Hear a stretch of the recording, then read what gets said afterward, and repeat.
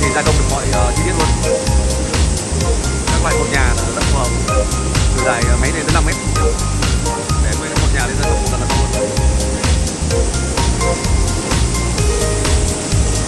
Đây là máy CNC 3D 50 bàn dài rất phù hợp để cho gia công các chi tiết của cột nhà.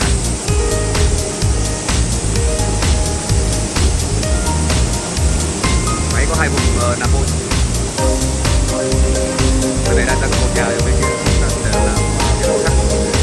Các cái liên quan đến gia công rất đều được, dạng tấm cũng được luôn, cái mặt bàn và ghế cũng được, ghế cũng được.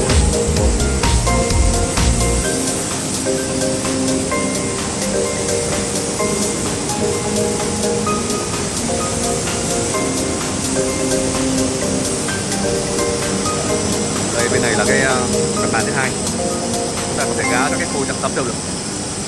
Bàn mặt ghế ok luôn. Máy có khả năng gia công rất là lớn, hầu như là mọi cái chi tiết bàn ghế được cột nhà